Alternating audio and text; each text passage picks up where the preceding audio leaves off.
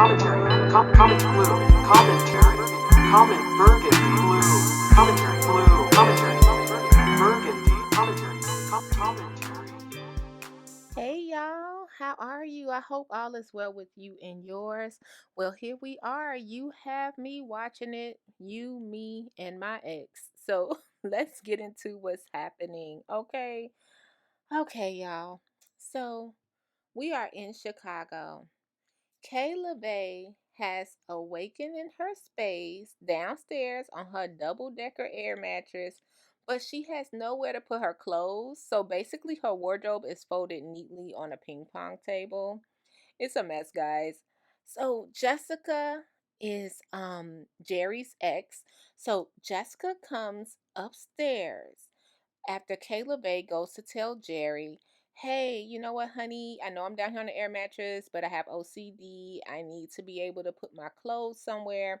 So Jerry agrees to give Kayla Bay a section in the closet that he tried to make her live in, might I add. And y'all, get this. He admitted that he put Kayla Bay, his boo, in the closet because he figured he could go in there and sneak a freak every once in a while. Like, where they do that at? I am so mad at Jerry right now. So anyway, Jessica comes upstairs without knocking, like I said, and says, hey Jerry, are you in here? So Jerry's like, yeah. So him and Kayla Bay are in the closet trying to get it organized for her belongings. And Jerry and Jessica start discussing breakfast with the children. So Jessica's like, I'm going to make this for this son and that for that son. When she said macaroni, I was a little confused because I'm like, it's breakfast, but hey, whatever, because one of the sons are 21. So I'm assuming it's that one that she's making macaroni for. And French toast for the other child. And Kayla Bay interrupts Jessica and says, to Jessica, she could just have eggs. So Jessica is looking like, girl, please. I'm not talking about you. Whatever. So all of a sudden, this alarm on the phone goes off, and it's from Kayla Bay, and that's when she's explaining to us how she has OCD and she has an alarm for everything, even alarm to brush her teeth. She even has an alarm for that. So she's a girl with a schedule, okay? So now we're back down in the kitchen, and Jessica wants to know if Kay is going to be a guest or a contributing factor of the household. So this is just a side note. According to the timeline, this is Kay's first night in the house, right? So like, can't she get like acclimated to the environment? Now, I'm not saying Jessica should be taking her breakfast and all that stuff. I'm just saying can she have a day to settle in, you know? Y'all, this is such a bad idea. So, guys, Jerry ends up making breakfast for him and Kay. So, while he's making breakfast, Jessica says to Jerry, ooh, this looks good. And he feeds her something. You know, like that sexy feed where you just put something in someone's mouth. And Kay is like not feeling it. She's like, what's going on? So, wait a minute, y'all. I forgot to check everyone's ages. So when they put their ages on the screen, it says Jerry is 54, Jessica is 40, and y'all, Kay is in her 20s. And the only reason I wanted to double check and what made it apparent is Jerry made Kay eggs and toast, and he cut the little toast bread in a heart. And she was like, ew, so Instagram worthy, right? Taking her phone out. And I'm like, that is so young, like to be Instagramming your breakfast. It was hilarious. Speaking of Instagram, I checked out Kayee Lovey's Instagram. Y'all, we're going to talk about it later. But she's an artist, a singer. So now I have to check out everyone's Instagram to see, like, why are y'all on this show anyway? Because it does seem really scripted, but like, why are you putting yourself out there? And her alarm goes off again. And Kay's like, ooh, it's time for me to rehearse or perform or whatever, right? So while Jerry and Kay are having breakfast, Jessica decides to tease Kay LeVay and says she's generally sits on Jerry's lap when he eats breakfast. And she was really testing Kay LeVay's patience. Oh, you guys, it was a mess. So then she interrupts Kay and Jerry's breakfast to ask him to assist with cleaning the kitchen. Okay, they didn't even get to eat. So later on that night, to break the ice from that morning, Jerry decides to do a family game night, and Jessica is in her room slamming the door saying it's toxic energy in the house with Kay around. She is like, the entire family did not agree to date Kay, so she really doesn't want her included in everything. So wait. Y'all know your girl Burgundy. I am so confused. Jessica, so what is it? Which one is it? You don't want Kay there. We already know that's obvious. You're too close to Jay, okay? I mean, you're too close to your ex. But you want her to be a contributing member of the household. You want Kay to contribute, come in, clean up, stuff like that. But you don't want her to be included in family game night. So you throw a temper tantrum. And then you say, well, if she wants to spend time with Jerry, she can just pull him to the side. Well, she tried that at breakfast and you interrupted that by sitting on Jerry's lap.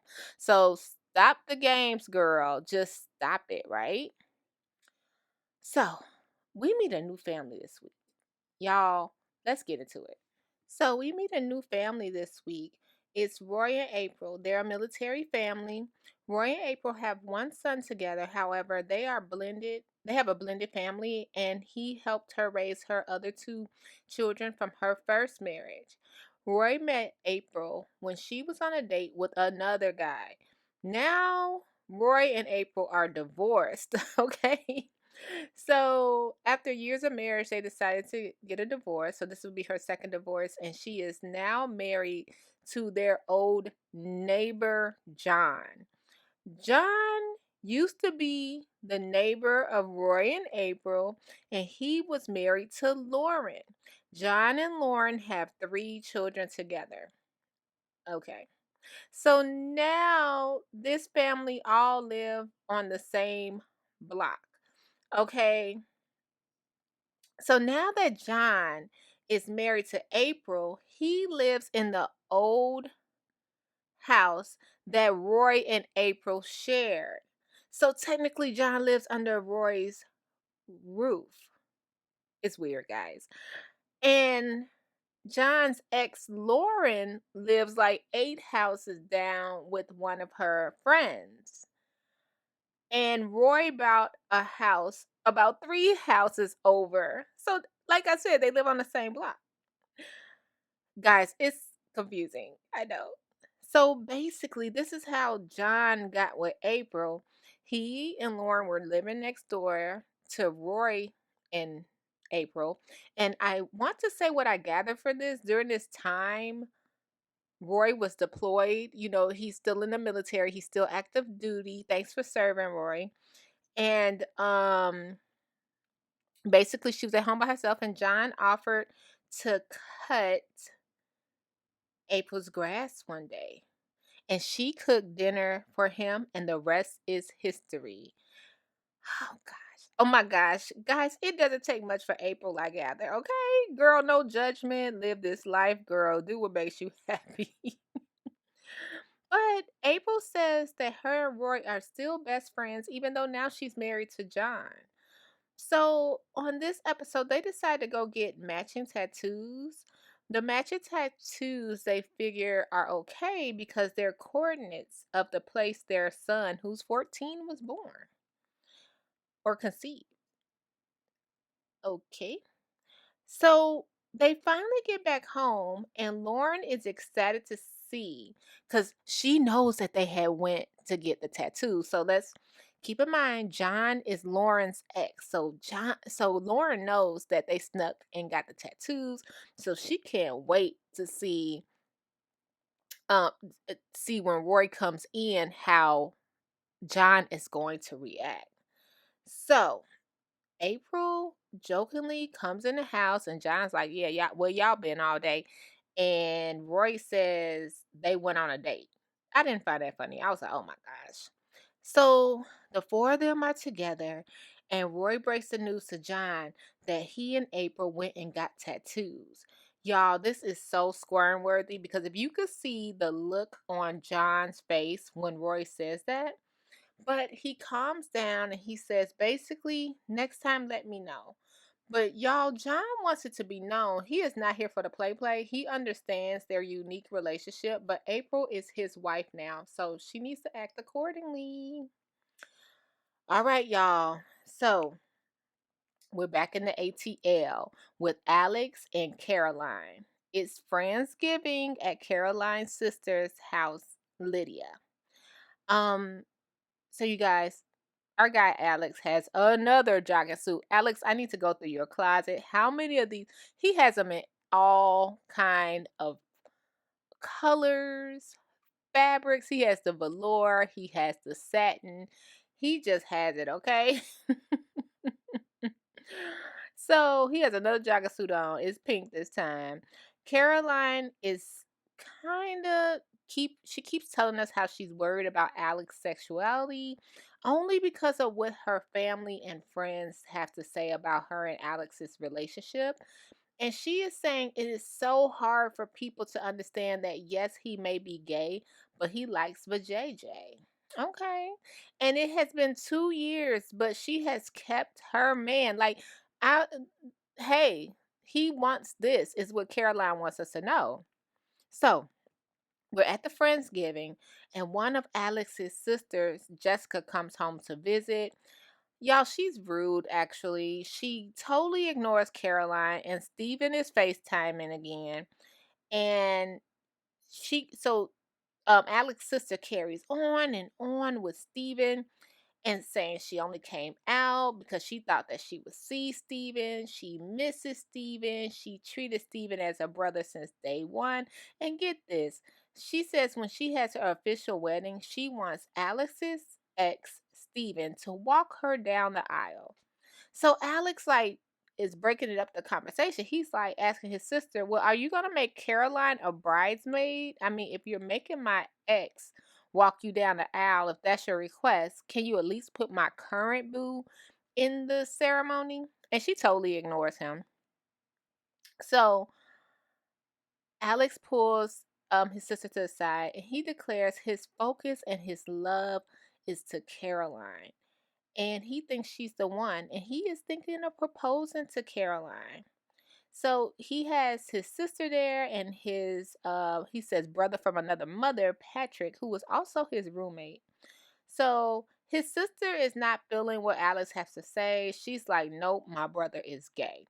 Patrick makes it known that he knows Alex's history. They were roommates, and he says he remembered the men that came in and out the house. Okay. Alex then he gets vulnerable again. He says the best thing for him right now in this relationship is that Caroline loves him for him. Let's not forget Steven cheated on Alex.